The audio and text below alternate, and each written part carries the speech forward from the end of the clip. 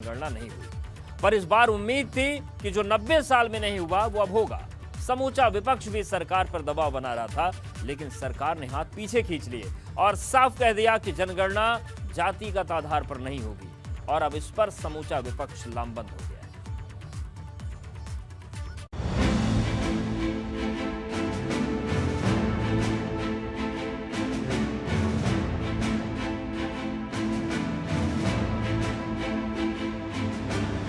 जातीय जनगणना से केंद्र सरकार के इनकार ने यूपी की राजनीति में भूचाल ला दिया है और सबसे ज्यादा सवाल ओबीसी जनगणना का है, जिसको लेकर समूचा विपक्ष लंबे समय से सत्ता पक्ष पर लामबंद है।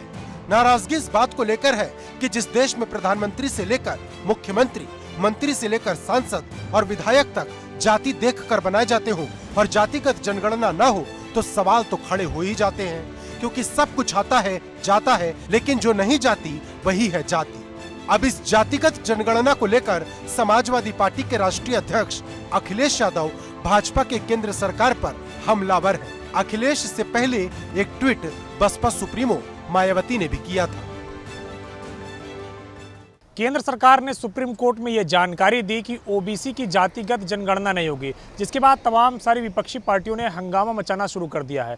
अगर बात करें तो खुद बीजेपी की सहयोगी अपना दल और निषाद पार्टी जैसे दल लगातार मांग कर रहे थे कि ओबीसी जातियों की जातिगत जनगणना होनी चाहिए, लेकिन केंद्र सरकार ने जब से सुप्रीम कोर्ट में हलफनामा दिया उसके बाद अखिलेश यादव से लेकर तमाम सारी विपक्षी पार्टियों के नेता काफ़ी मुखर हो गए हैं भारतीय जनता पार्टी के खिलाफ। नेताओं की ओर से भी बयान आ रहे हैं और इसके साथ साथ तमाम सारे पार्टी के जो कद्दावर नेता हैं उनकी ओर से भी बयान आ रहे हैं। बहरहाल केंद्र सरकार ने जब से सुप्रीम कोर्ट में कल जानकारी दी है उसके बाद से कई सारे विपक्षी नेता लगातार केंद्र सरकार पर हमलावर हैं।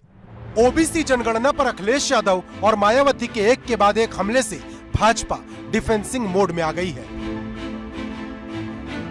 अखिलेश ही अपने गिरेबान में झांक करके देखें, उन्होंने अपनी सरकार में सिवाय इसके कि तुष्टीकरण की जो है राजनीति की, और भाजपा तुष्टीकरण की राजनीति नहीं करती है।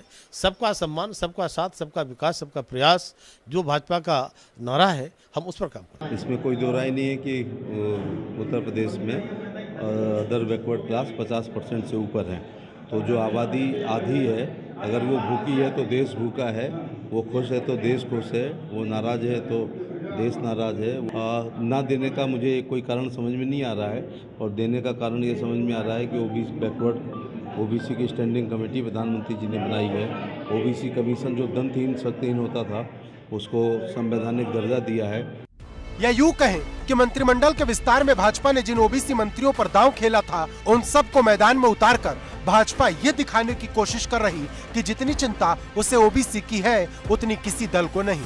लेकिन इतना कह देने से काम चल जाएगा लगता नहीं है, क्योंकि 1931 के बाद से जातिगत जनगणना नहीं हुई और 2021 में उम्मीद थी कि जो 90 साल में नहीं हुआ वो अब होगा, लेकिन केंद्र सरकार ने हाथ खड़े कर इस उम्मीद को नाउम्मीद में बदल दिया। Bureau report, ABP Ganga.